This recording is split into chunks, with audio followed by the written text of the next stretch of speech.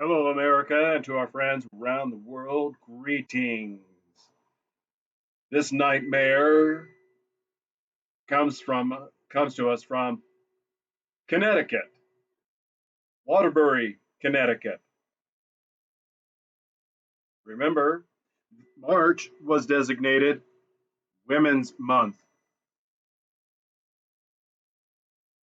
and at the time of recording this, I have tentatively considered titling this that the brothers Grimm warned children and men of the dangers of stepmothers, whether it's Hansel and Gretel,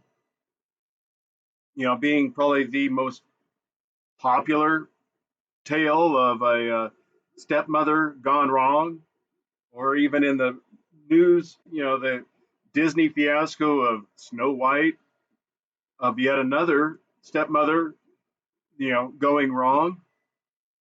Kimberly Suller,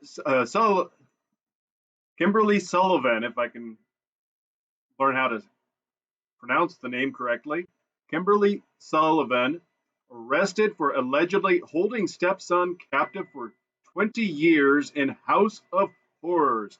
Got her picture there for you all. I mean,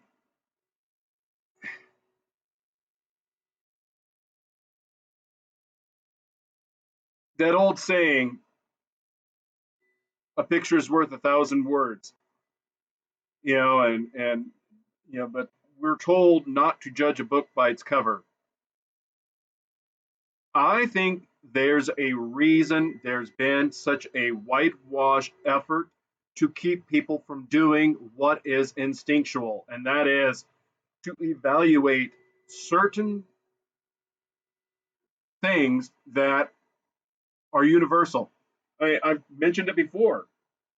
The FBI profilers, when they developed their profiling technique, John Douglas documents this in his various novels, of going to the prisons and interviewing serial killers to learn what it was that made them common to each other. And then they expanded upon it from serial killers to rapists to abductors and so on, and murderers.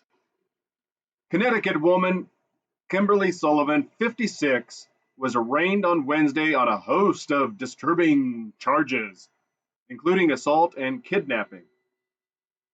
32-year-old stepson was found in his bedroom.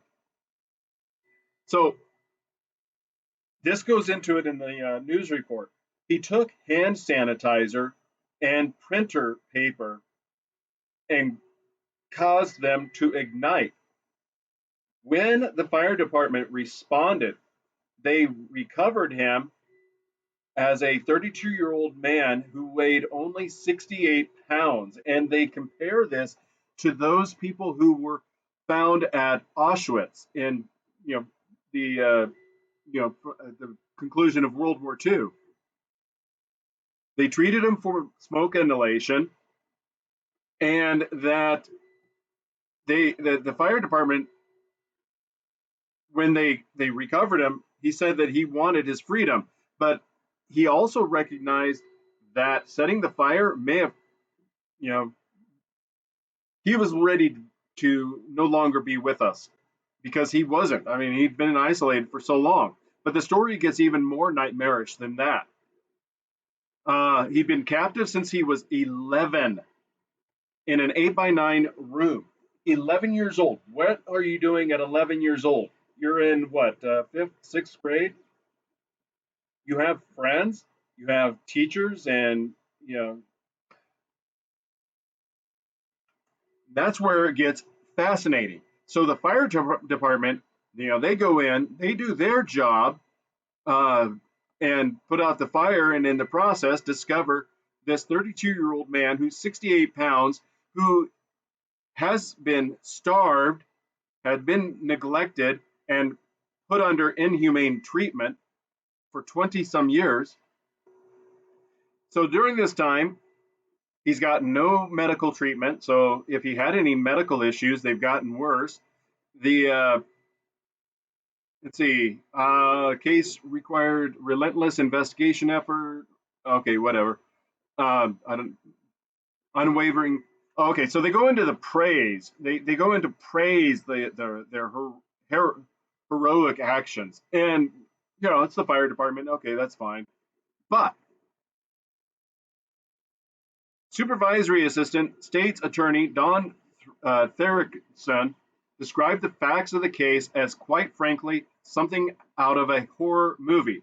That's without exaggeration, because she's being held for on a $300,000 bond, and if I understand and remember it correctly, that means if she can come up with 30 grand, she's out, you know, rowing free, and she's ready to vigorously defend the charges. So the man, when questioned, said he was given 2 cups of water a day, but was sometimes forced to use the, the porcelain throne for his hydration. This is where it gets absolutely nightmarish. The school principal, we knew it, we reported it, not a damn thing was done, said the principal, Tom Pannoni. The tragedy of the whole thing is that school authorities alerted police when the boy stopped attending classes. Principal Pannoni said he and his staff at the now been closed school noticed the boy appeared thin, and when they questioned him, the boy even told them he was being starved at home. Everyone was concerned. They reported it to the police. They'd even bring lunches for the boy, and seeing him going through the trash looking for food, stealing food, and that he hadn't seen the boy since the early 2000s in 4th grade. So there you go. The man teacher alerted the police, who didn't give a flying F that some boy was being abused. If anything, that police department needs to be sued into oblivion for not taking this case seriously.